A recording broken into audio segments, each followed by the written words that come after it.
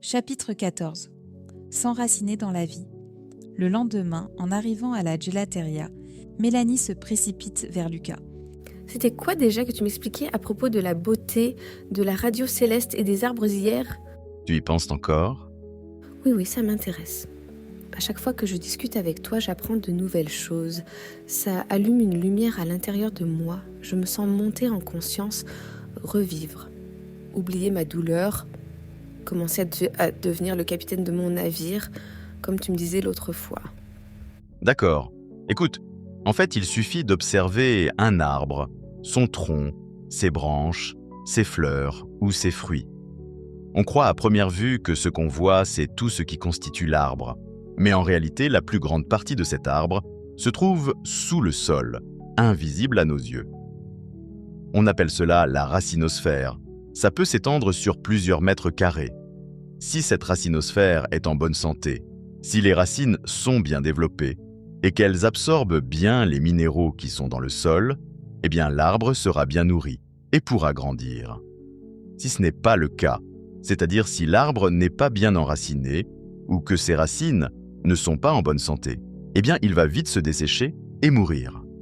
Vivre dans le monde sans être enraciné, c'est vivre déraciné, dans un monde d'objets sans âme, sans vie, sans énergie. J'aime beaucoup moi ce que tu me dis. Justement, avant de rencontrer Tom, j'étais bien enracinée, je crois. Après la rupture, c'est comme si mes racines ont été coupées. Vivre est devenu tellement difficile pour moi. On dirait que je n'ai pas les racines pour absorber ce qui me tient en vie, ce qui me nourrit. C'est comme les minéraux dans le sol pour un arbre. Du coup, je me sens vraiment vidée. Pas juste fatiguée, mais vraiment vidée. Oui, je te comprends parfaitement, Mélanie. Sans cet enracinement, on n'est pas nourri, on n'a pas d'énergie. Et cette question de l'énergie est fondamentale dans notre vie. En gros, tous nos comportements visent à acquérir et à faire circuler ou bloquer l'énergie. Si tu avais un microscope hyper puissant, tu verrais qu'à l'échelle de l'infiniment petit, tout est onde d'énergie et ou particules. Tout cela se déplace à des vitesses inimaginables pour nous. Et c'est cette énergie qui forme l'être humain, tout comme cette table ou la limonade qui est dessus.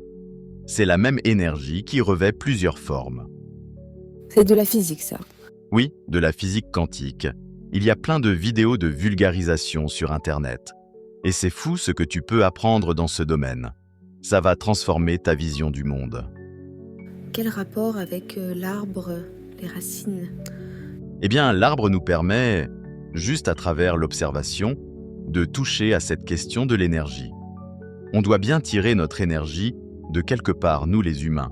Et il n'y a pas que la nourriture. Tu vois bien que certaines personnes mangent beaucoup et sont toujours fatiguées. Et d'autres mangent très peu et peinent de la forme. Oui, moi c'est le sport. Avant même, quand j'ai un emploi du temps très chargé, je ne fais jamais l'impasse sur mon footing matinal. Sans ça, j'ai pas l'énergie nécessaire pour ma journée.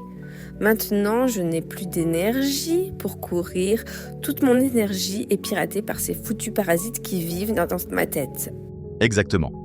Courir permet tout simplement de faire circuler l'énergie, activer les chakras et les circuits énergétiques.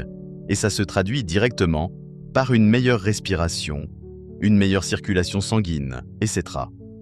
Les chakras. Les chakras, c'est comme les ronds-points énergétiques de notre organisme. Quand ça circule bien, quand c'est fluide, on est en forme. Quand c'est saturé, quand c'est bloqué, quand ça ne circule plus, on est fatigué, on tombe malade et on développe toutes sortes d'émotions négatives. Et du coup, comment on fait pour toujours avoir de l'énergie ? Ah, ça c'est la question qui guide tous nos comportements. Même ton histoire d'amour, c'est une histoire d'énergie, de vol d'énergie.